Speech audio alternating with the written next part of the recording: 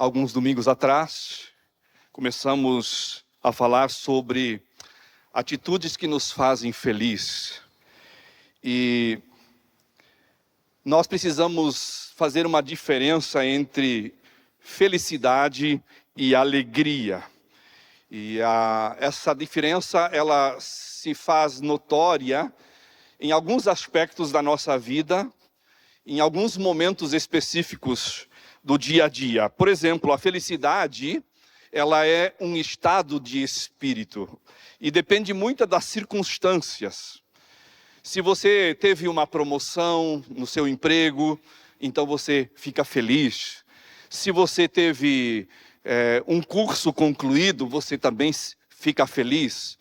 Se vem o nascimento de um bebê na família, um netinho, você fica extremamente feliz. Então, a felicidade tem a ver diretamente com as circunstâncias que nós estamos vivendo todos os dias, em todos os momentos. Agora, a alegria é uma atitude interior.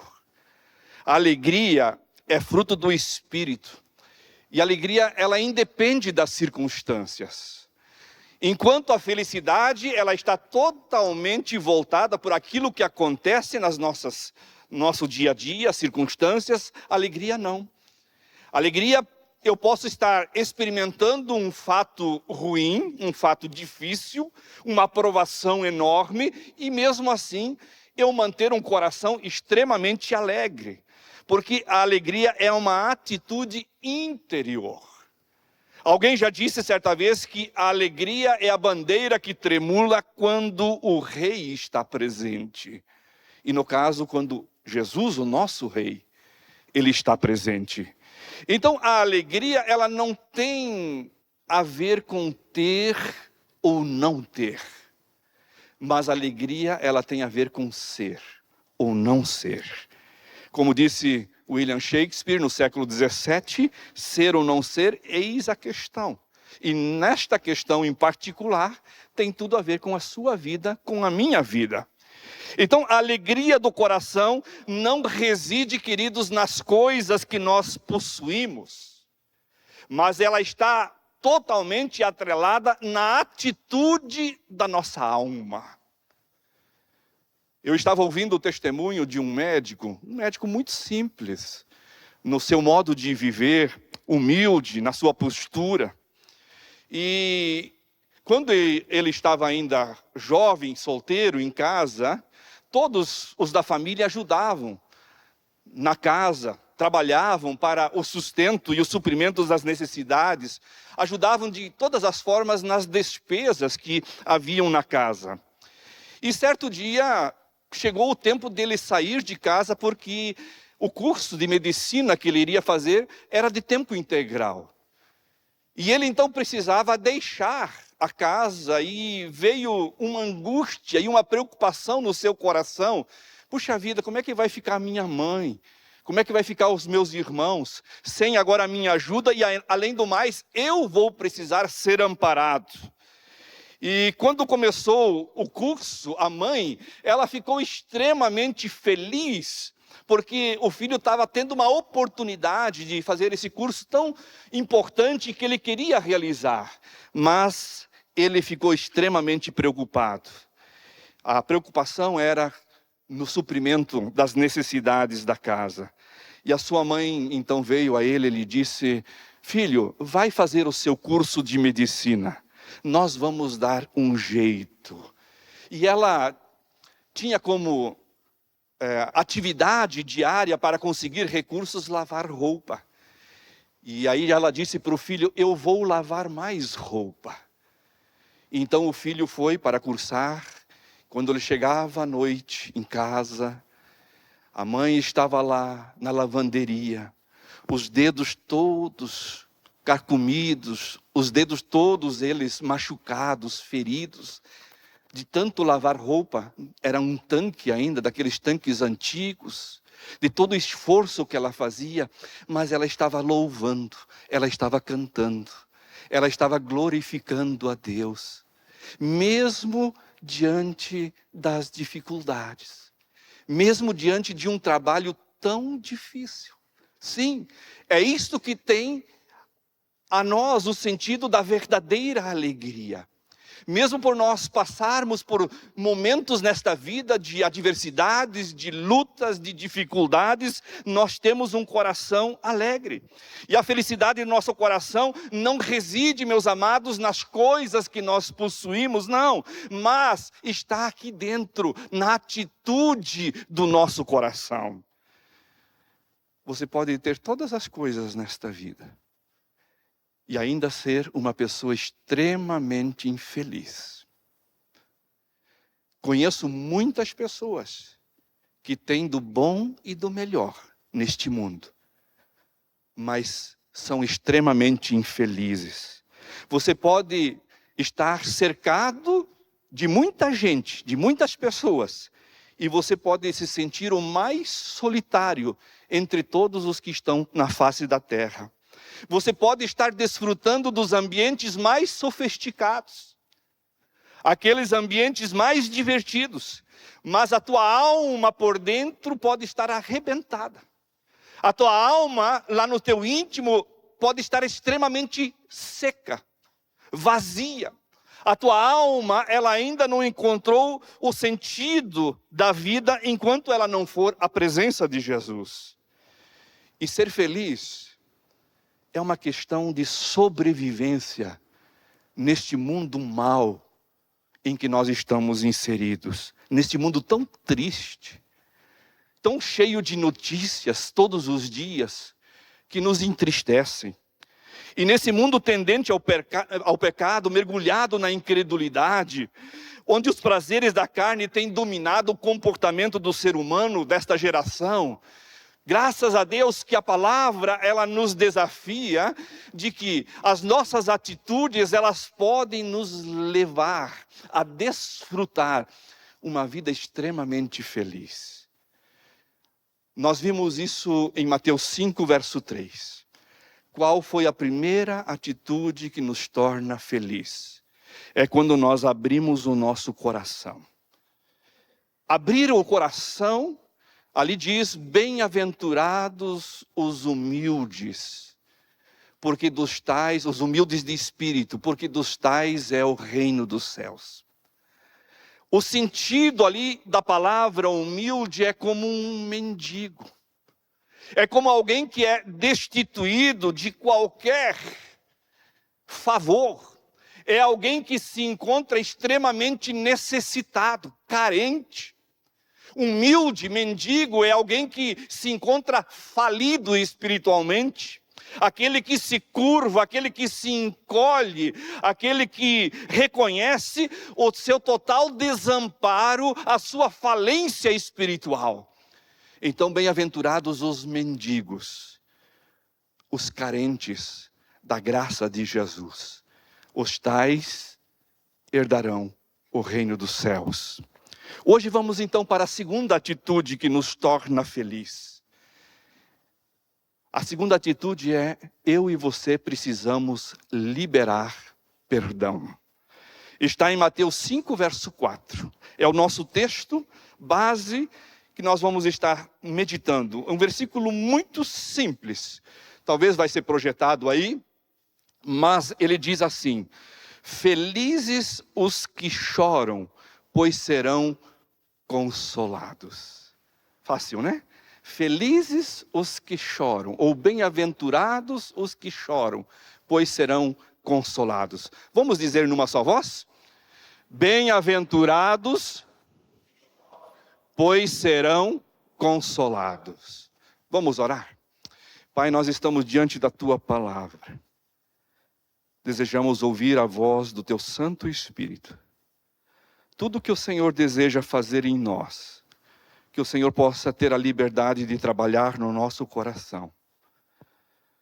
Como nós somos carentes, ó Pai, da Tua graça. Como nós somos carentes, ó Deus, do Teu agir em nosso viver todos os dias. E como nós precisamos entender que quando a nossa vida está no Senhor, fundamentada na pessoa de Cristo, é que então nós somos verdadeiramente felizes. Abençoa esta palavra que vamos receber. aplique em nosso coração tudo aquilo que o Senhor deseja realizar. É o que eu oro e peço no nome de Jesus. Amém. Amém. Todos aqui, nesta noite, em algum momento da sua vida, já foram machucados, já foram feridos, já foram injustiçados, já foram ofendidos e magoados por alguém. Estou certo ou não? Já foi isso na sua vida? Eu tenho certeza que sim. Em algum momento você foi ofendido, você foi magoado, você foi injustiçado. A questão é, o que é que você fez quando isto lhe aconteceu? Como você tratou desta questão no seu íntimo, no seu coração? Além de chorar, é claro. No sofrimento, a pergunta correta é: o que acontece com as pessoas boas quando lhes acontecem coisas ruins? Como lidar com situações em nosso coração quando aquilo vem sobre a nossa vida de uma forma que muitas vezes nos fere, nos agride, nos machuca? A resposta de Jesus é que quando o nosso coração voltar-se para Ele, buscando no Senhor a alegria da vida, nós vamos receber o verdadeiro consolo. Felizes os que choram, porque serão consolados. Jesus não disse que os magoados serão consolados. Jesus não disse que os feridos são consolados, mas sim aqueles que choram. O profeta Isaías, no Antigo Testamento, ele se dirige a um povo que estava numa situação extremamente complicada. Aquele povo estava cansado, estavam desmotivados, desesperançados, estavam num ambiente de servidão, de escravidão. E ele disse assim em Isaías 43, verso 1 ao 3. Mas agora assim diz o Senhor, não tema, pois eu o resgatei e eu o chamei pelo nome, você é meu. E agora vem, quando você atravessar as águas, eu estarei com você. Quando você atravessar os rios, eles não te encobrirão. Quando você andar pelo fogo, você não se queimará. As chamas não o deixarão em brasas, pois eu sou o Senhor, o teu Deus. Amém, amados? Deus, Ele quer que você tome uma atitude positiva em relação ao seu sofrimento. Deus, Ele quer que você tenha uma atitude que venha a beneficiar, a construir, a edificar a sua vida no meio das adversidades. E ao buscar o seu consolo, você pode crescer em meio à dificuldade e ainda mais, você pode se tornar uma pessoa ainda melhor ao invés de ficar amargurado ou amargurada. A própria mensagem da cruz refletiu isso. A cruz, queridos, é um sinal de menos, que se tornou um sinal de mais. É isso. A cruz significa isso. Um sinal de sofrimento, de derrota, que se tornou num sinal de bênção e de vitória. Então, quando a gente olha para esse sentido, o sofrimento, a adversidade, ela pode se tornar na perspectiva de Deus em algo positivo, em algo abençoador, em algo que nos faz crescer, em algo que faz a gente amadurecer na nossa vida e conhecer mais da perspectiva de Deus. Agora, por outro lado, a amargura, a mágoa, o ódio, produz no coração muitas coisas estranhas na sua personalidade. E inclusive no seu corpo físico. Por isso não fique por aí com a sua vida guardando mágoas, porque isso vai custar caro para você. Isso tem um preço. Queridos, guardar mágoas no coração traz sofrimentos profundos na nossa alma. Agora, ao perdoar, você libera o seu ofensor e você se libera. Quantas vezes a gente deve fazer isso? Pedro, certa vez, ele chega diante de Jesus com esta questão, com esta dúvida, em Mateus 18, 21 e 22, e ele questiona então Jesus dizendo, Pedro chegou perto de Jesus e perguntou, Senhor, quantas vezes devo perdoar a um irmão? 7 vezes? Eu quero lhe dizer nessa noite, meu irmão, minha irmã, se você começar a contar, você não perdoa.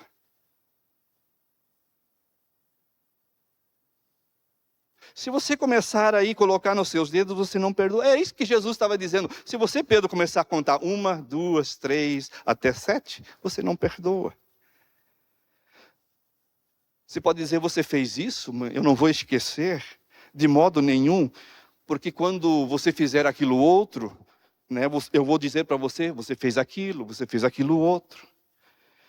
Se você está agindo assim e se comportando assim, você não está amando. Você não está demonstrando amor. O amor não guarda rancor. E se você está fazendo isso, você está destruindo o seu coração, você está destruindo o seu casamento, você está destruindo os seus relacionamentos. E talvez é o que tenha acontecido na sua alma.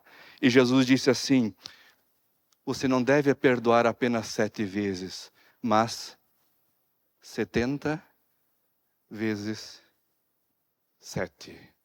O princípio era perdoe continuamente. Perdoe sempre. Há uma ideia, muitas vezes girando entre o círculo cristão, que sugere ser o perdão numa só vez, num ato e pronto. Por exemplo, você foi severamente ferido, você foi abusado muito cedo na sua vida, e chega ao culto, você baixa a sua cabeça, e você se coloca em oração, e começa a dizer, eu os perdoo, é tudo o que eu tenho que fazer. Sinceramente, eu duvido que isso possa de fato acontecer. Porque perdão, meus queridos, é um processo. O perdão é um processo. A Bíblia diz que o perdão é contínuo. Quando Jesus estabelece 70 vezes 7, ele está dizendo que o perdão, ele acontece diariamente. Você continua perdoando, você continua perdoando, você continua perdoando.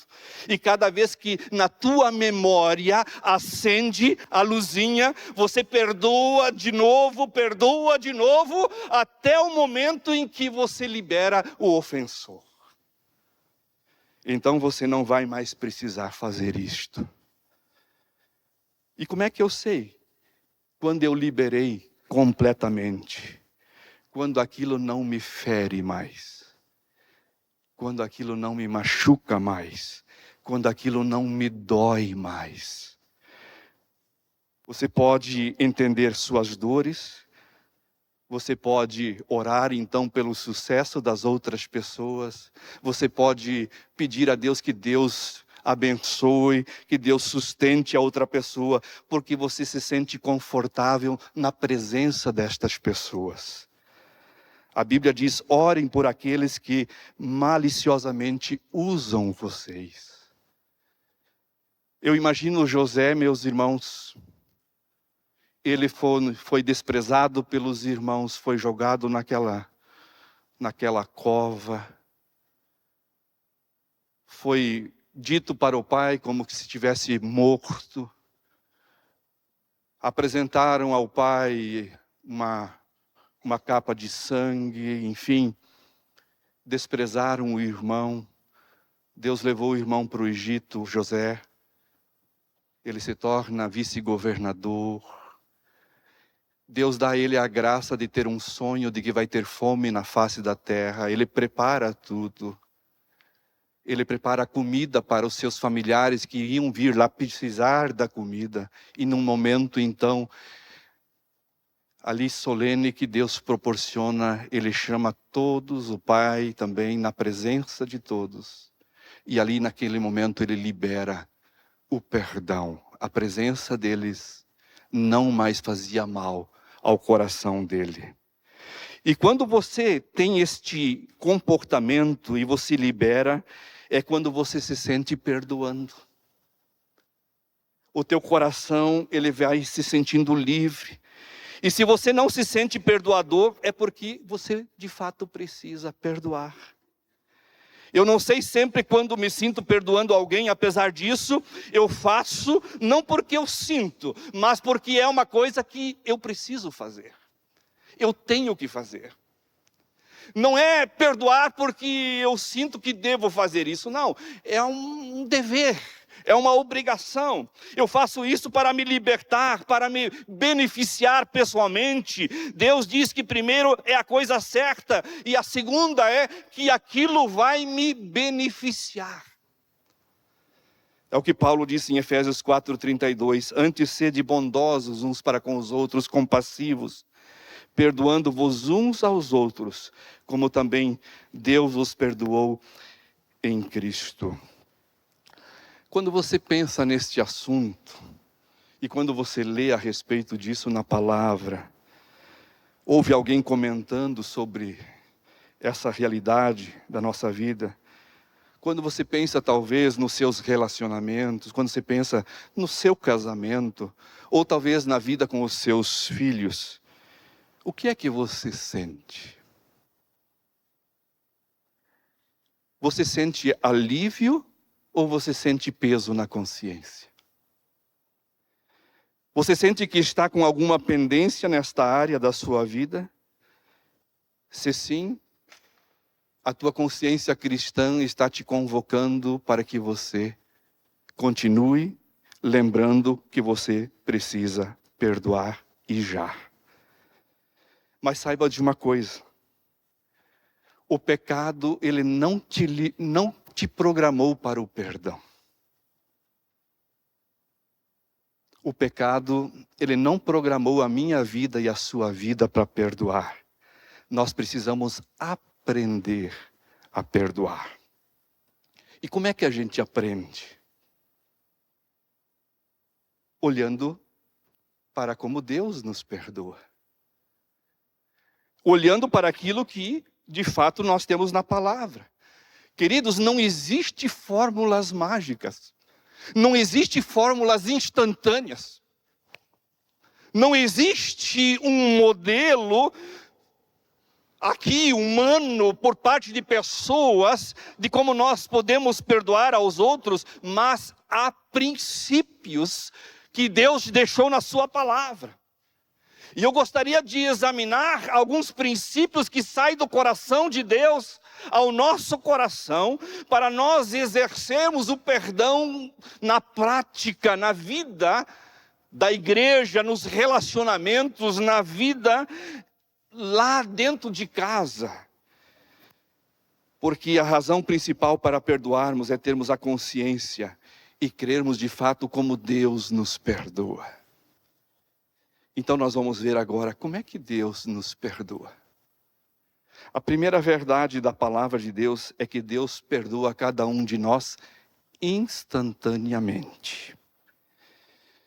Deus, ele está mais disposto a nos perdoar do que nós pedirmos perdão. Isso é incrível. O ser humano, ele tem uma dificuldade. Ele tem uma resistência, ele tem uma barreira quanto à questão do perdão. E Deus, ele nos perdoa com muito mais facilidade. Ele está muito mais disposto. Então, o perdão de Deus é totalmente diferente do perdão humano. Neemias 9,17, quando eles estão na presença de Deus, depois da reconstrução das portas, aonde eles estão ali se consagrando, se dedicando, prostrando-se diante do Senhor, lendo a palavra o dia todo, ele diz assim no verso 17 do capítulo 9, mas o Senhor é um Deus de perdão, sempre pronto a perdoar, cheio de graça e misericórdia. Deus é cheio de compaixão. Jeremias, em Lamentações 3, ele diz que Deus sempre usa de compaixão. E compaixão, meus queridos, é como uma mãe que gera o seu filho e deixa-o sair das suas entranhas, e mesmo que este filho ele erre, mesmo que esse filho desobedece, mesmo que esse filho ele faz uma curva terrível na sua caminhada, na sua existência, a mãe continua amando este filho, porque a mãe tem compaixão. E compaixão é isto, é sair das entranhas. E Deus usa de compaixão. E isso é que nos capacita a perdoar. Isaías 55, verso 7 diz, assim Deus mostrará a sua grande misericórdia, e o Senhor mostrará como é imenso o seu perdão. É imenso o seu perdão. Nós, seres humanos, temos muita dificuldade em trabalhar isso no nosso coração. Deus é totalmente diferente. Ele perdoa instantaneamente. Mas também Deus, Ele perdoa você completamente. E perdoar completamente é como quitar uma dívida. E uma vez que eu tenho uma conta paga, eu esqueço dela. Eu confesso que já paguei muita dívida na minha vida. Eu não lembro das dívidas que eu paguei ano passado. Você lembra? É meio complicado a gente ficar ali lembrando, essa dívida eu paguei, esta dívida eu paguei, esta dívida eu paguei, né? A gente não faz isto. A dívida uma vez paga, está paga. E Deus, queridos, Ele faz a mesma coisa. Deus, Ele perdoa o seu pecado, uma vez que você peça que Ele lhe perdoa, pela fé em Jesus, Ele diz, conta paga. Colossenses 2,13 seguintes diz, então Ele lhe deu participação na própria vida de Cristo, porque lhes perdoou todos os pecados e apagou as acusações confirmadas que havia contra vocês, a lista dos seus mandamentos e que vocês que não tinham obedecido, tomando esta lista de pecados, Ele a destruiu, pregando-a na cruz de Cristo. Graças a Deus. Há uns dias atrás, nós estivemos com um grupo de pastores. Esse grupo se chama um grupo de mentoria, onde nós nos ajudamos mutuamente a tratar da nossa alma, do nosso coração. São pastores dos 3 estados do sul e nós nos reunimos há uns dias atrás. E num determinado momento ali do nosso encontro, o que estava trazendo a nós o ensino e também a edificação da palavra, ele trouxe uma lista, defeitos de caráter. Quando eu comecei a olhar os defeitos aqui, meu pai, aqui tem 64 nessa lista. Defeitos de caráter. Amargura, ambição, apatia, agressividade, arrogância, ativismo, autopiedade, autoritarismo, autossuficiência, baixa autoestima, busca de aprovação constante, cinismo, ciúme, controle e assim vai. 64 pecados tem aqui, e fora os que nós anotamos a mais ainda depois. Jeremias diz: perdoarei todas as desobediências do meu povo e esquecerei completamente cada pecado que eles cometeram. Porque Deus, Ele nos perdoa completamente. Mas Deus também nos perdoa repetidamente. Você já alguma vez cometeu o mesmo pecado mais de uma vez? Sim ou não? Já mentiu mais do que uma vez? Já foi desonesto mais do que uma vez? Ou conforme a lista aqui, já teve autopiedade, ambição, deslealdade, desobediência, fofoca, egoísmo, mais do que uma vez? Existe somente uma saída. É quando nós cremos naquilo que diz 1 João 1,9. Se confessarmos os nossos pecados a Ele, podemos confiar que Ele nos perdoa e nos purifica. De quantos pecados, irmão Carlos? Todos os pecados, todos. Você, querido irmão e irmã, nunca precisa esperar ser perfeito para pedir perdão, porque você nunca vai ser. Não espere o dia que eu vou ser bom o suficiente, ou perfeito o suficiente, eu vou pedir perdão, não. Porque o perdão, ele não cuida das coisas futuras. O perdão, ele não trata do pecado que você vai cometer amanhã. O perdão trata das coisas do passado, dos pecados cometidos. Ele apenas nos limpa o passado. Por isso, nós devemos aprender, queridos, a manter uma estrita prestação de contas a Deus. Porque é Deus que nos perdoa de forma repetida, sempre, de novo e de novo. Mas também Deus, Ele nos perdoa gratuitamente. Existe alguma coisa nesse mundo de graça? Se você veio para a igreja, você já teve despesa hoje. Se você veio de carro, já teve despesa do combustível, dos pneus, já teve desgaste. As mulheres aqui, as irmãs, então nem se fale, chega dentro do espelho, coloca uma maquiagem, né, se arruma um pouquinho, né, já teve gasto, já teve despesa. Tem alguma coisa de graça? De jeito nenhum. Mas o perdão, ele é gratuito. O perdão é de graça. Não existe nada que você possa oferecer, que você possa dar, que você possa pagar, ou que você possa ofertar a Deus para ter o perdão. Não. E a condição está em Efésios 2, 8 e 9, porque pela graça sois salvos mediante a fé. Isto não vem de vós, é dom de Deus. Não vem das obras para que ninguém se glorie. Sim, o pecado teve um preço. Jesus disse, quando ele foi na cruz, está consumado. Integralmente pago. Ali então ele dá o seu corpo, ele verte o seu sangue. E ele diz, tudo está pago. E ele então morre. Então é assim que Deus nos perdoa. Ele nos perdoa completamente. Ele nos perdoa repetidamente. Ele nos perdoa gratuitamente.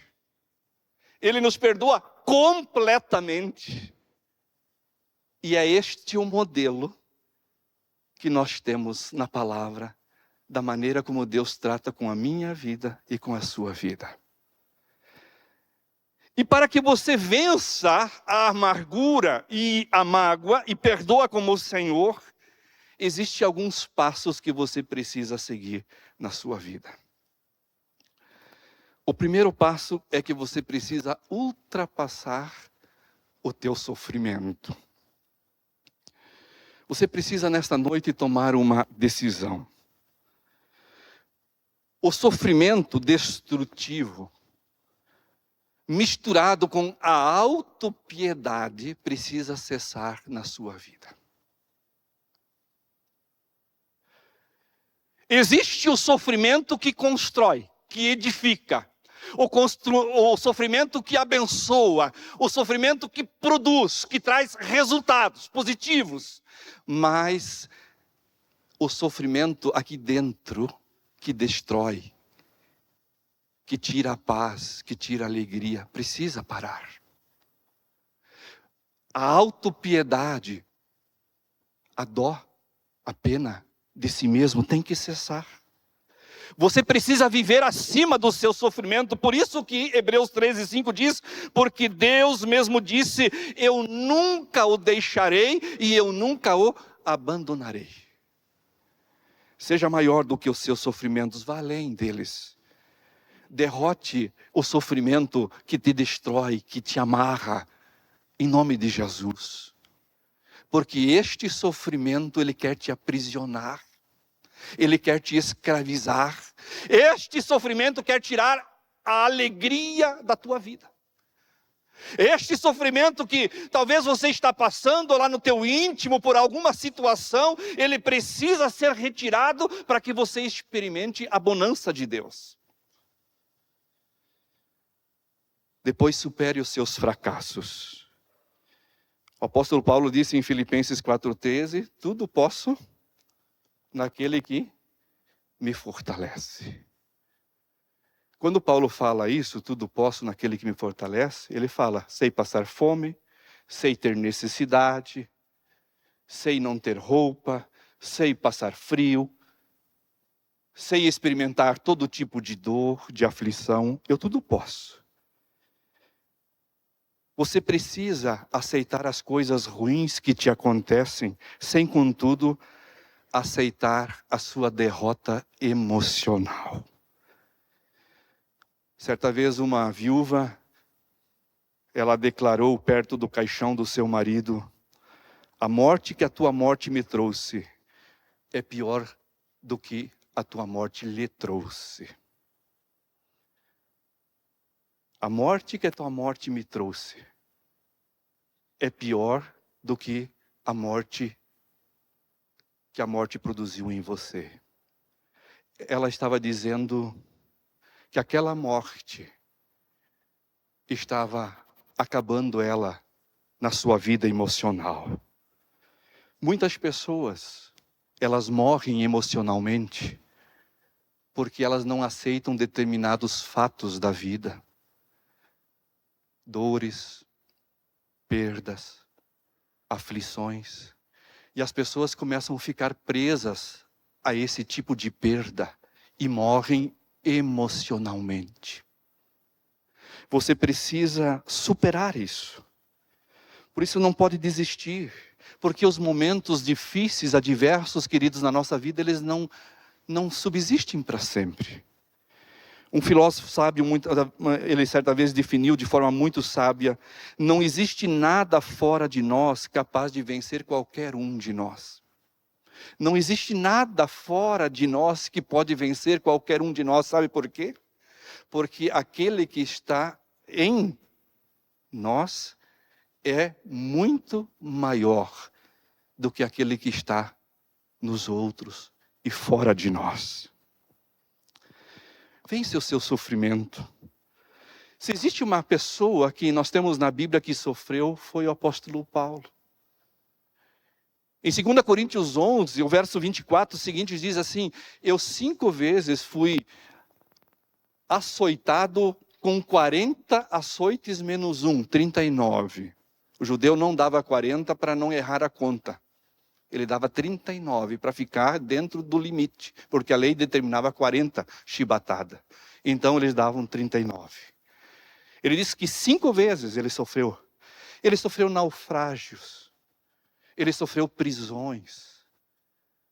Ele sofreu apedrejamentos. E ele disse em 2 Coríntios 1, 3 e 4, bendito seja o Deus e Pai de nosso Senhor Jesus Cristo, Pai das misericórdias e Deus de toda a consolação, que nos consola em todas as nossas tribulações, para que com a consolação que recebemos de Deus, possamos consolar o que estão passando por tribulações. Sabe o que, meu irmão? Foque por um período naqueles que estão na sua volta. Há um ditado que diz, sempre existe alguém pior do que você perto de você. Sempre existe alguém pior do que você perto de você. E isto é uma verdade. Quando nós estávamos cursando teologia, numa das disciplinas do currículo das matérias do seminário era fazer um estágio no hospital. E eu fui no Hospital Evangélico de Curitiba. Então lá são vários andares e você passava em todas as alas para fazer as visitas, acompanhar os doentes, os enfermos, como uma disciplina que você tinha que fazer as visitas e como fazer as visitas. Eu confesso que quando eu cheguei na ala dos queimados, aí o bicho pegou. Aquela dor, aquele sofrimento, de ver pessoas com 80% do seu corpo totalmente queimado, gemendo. Aquilo marcou profundamente a minha mente, que até hoje eu não esqueço o que eu presenciei nesta ala dos queimados. Se você olhar para o seu lado, sempre existe alguém pior do que você. Vai um dia no OPECAM, né, Vanderlei?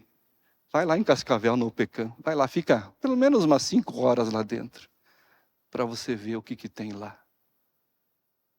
Os sofrimentos, as adversidades. Deixe Deus transformar a sua dor em sua serva para ajudar e abençoar os outros. Deus, Ele não desperdiça nenhuma das nossas dores. Ele as trata e as usa para nos aperfeiçoar, para nos amadurecer. Ele usa as dores para nos fazer crescer e para que nós possamos abençoar as outras pessoas. Como diz Paulo, para aconselhar aqueles que precisam ser aconselhados. E para finalizar, receba no seu coração o consolo de Deus. O Salmo 23, 1, eu estou fazendo essa série no programa de rádio agora, nos últimos dias. Ele diz assim, o Senhor é o meu e nada me faltará. Para encontrar alívio de Deus, existem coisas que só Deus pode realizar.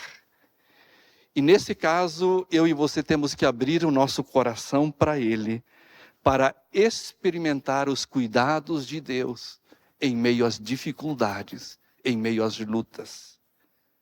Nós precisamos abrir o nosso coração para confiar que Deus, Ele nos conduz, Ele nos leva, mesmo no meio dos vales, para saciar a nossa sede e para alimentar a nossa alma.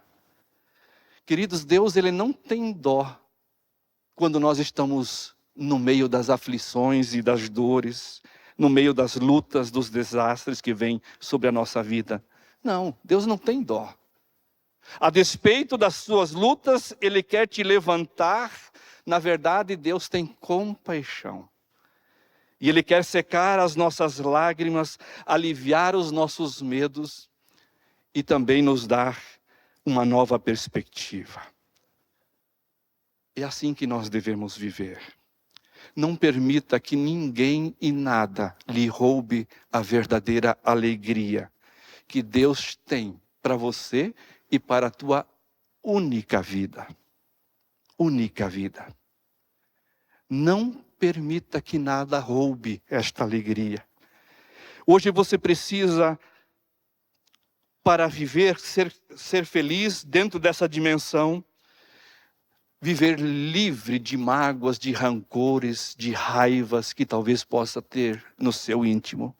Mas tenha coragem espiritual, coragem para confiar que Deus pode dirigir a sua vida no meio dos vales.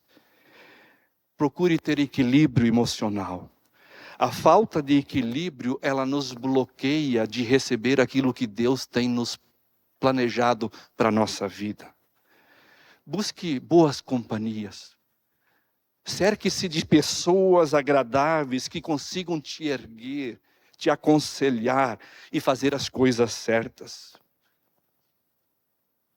Tenha compaixão contínua, exerça a cada momento a compaixão, não feche as suas entranhas. E tenha uma conversão, uma nova direção para a sua vida. Tome um novo propósito, um novo caminho.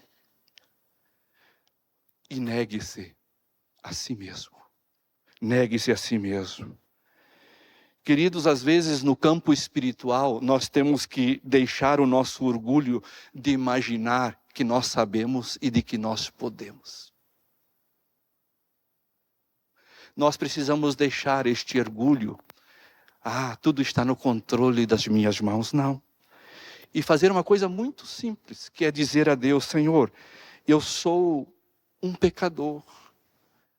Eu não consigo nem resolver as coisas desta vida, quanto mais as coisas da eternidade. Eu não consigo resolver. Então, tome o meu coração. Traga alegria na minha vida. Traga verdadeira alegria no meu coração. Faça de mim uma pessoa que experimente aquilo que o Senhor tem de melhor para o meu viver. Começamos dizendo: abra o coração. Bem-aventurados os pobres, os mendigos espirituais. Agora, bem-aventurados aqueles que choram. Choram pelos pecados. Choram diante da graça de Deus, dizendo: Deus, eu preciso do seu perdão. Eu preciso da tua ajuda. Estes serão consolados. Esses Deus realmente vai trazer refrigério. Deus vai trazer uma nova perspectiva.